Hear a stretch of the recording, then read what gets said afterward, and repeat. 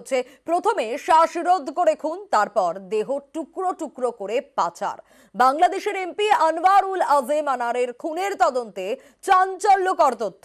তদন্তে পুলিশ জানতে পেরেছে কলকাতায় বসেই বাংলাদেশের এমপিকে খুনের ছক কষে অপরাধীরা।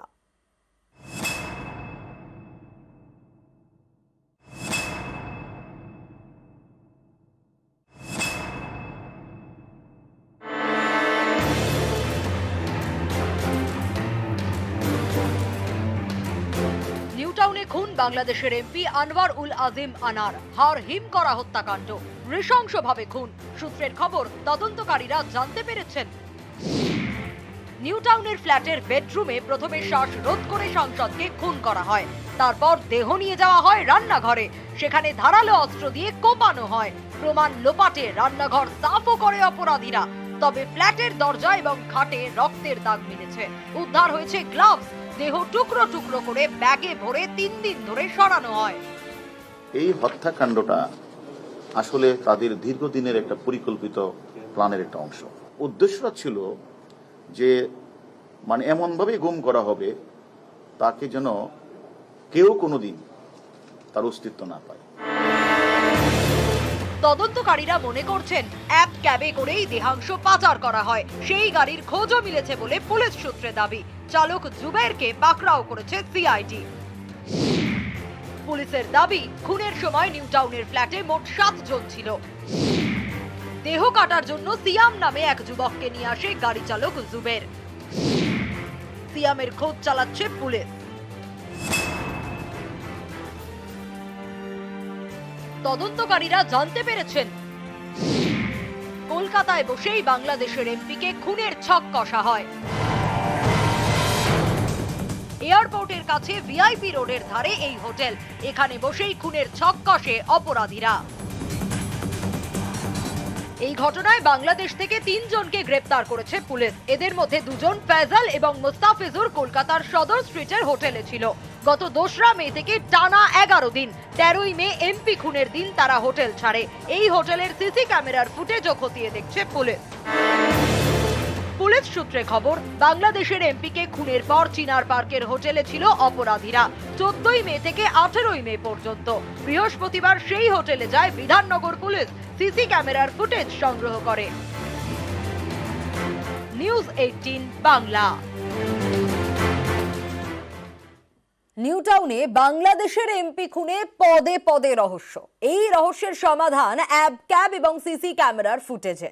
পুলিশ সূত্রে খবর, সিসি ক্যামেরার ফুটেজ দেখেই অ্যাব ক্যাবের খোঁজ মেলে। সেই সূত্রেই বাংলাদেশের এমপি খুনের রহস্যের কিনারা।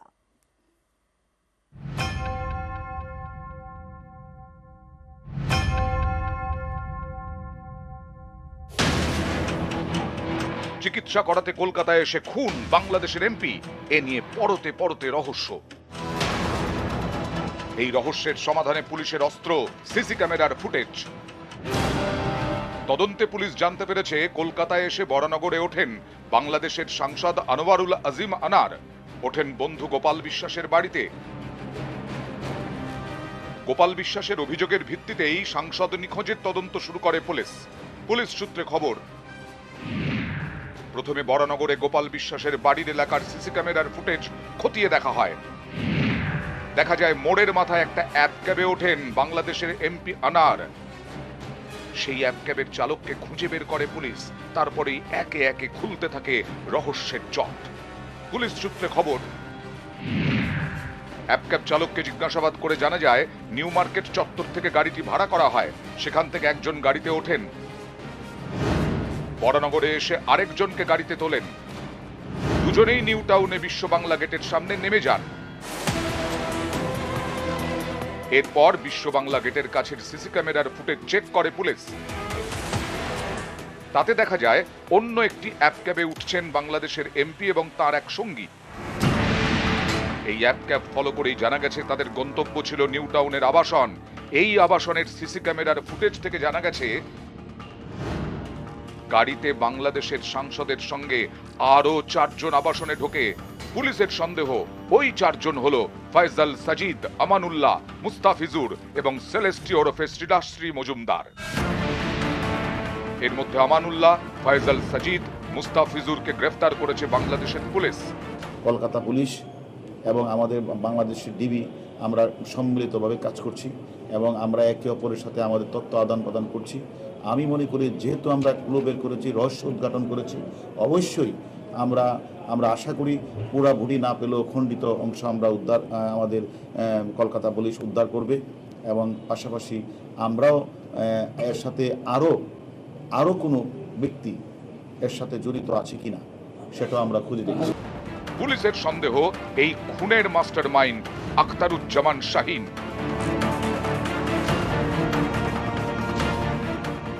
এই আখতারুজ্জামান বাংলাদেশের কোটচাঁদপুরের মেয়র সেলিমের ভাই। গত 12ই মে কলকাতায় আসেন এমপি আনোয়ারুল আজিম আনার। পরের দিন দাওয়াত রক্ষায় নিউ টাউনে যান। পুলিশ সূত্রে খবর, নিউ টাউনের আবাসনের সিসি ক্যামেরার ফুটেজে 14ই মে থেকে এমপির সঙ্গীদের বাইরে বেরোতে দেখা গেছে, কিন্তু এমপিকে আবাসনের বাইরে বের হতে দেখা যায়নি। পুলিশ সূত্রে খবর, তদন্তে জানা গেছে 13ই মে খুন করা হয় এমপি আনারকে। রহস্য লুকিয়ে রয়েছে বাংলাদেশের নিহত সাংসদের মোবাইল ফোনেও। পুলিশের দাবি, সাংসদের সঙ্গে যোগাযোগ করা না গেলেও তার মোবাইল চালু ছিল। লাস্ট টাওয়ার লোকেশন দেখা গেছে বিহারে। পুলিশের সন্দেহ এই ঘটনায় আরো 2 জন আগে থেকেই ছিল, যারা আলাদাভাবে পালিয়েছে। পুলিশকে বিভ্রান্ত করতেই তাদেরই হয়তো কেউ বিহার পর্যন্ত মোবাইল নিয়ে গেছে। নিউজ 18 বাংলা।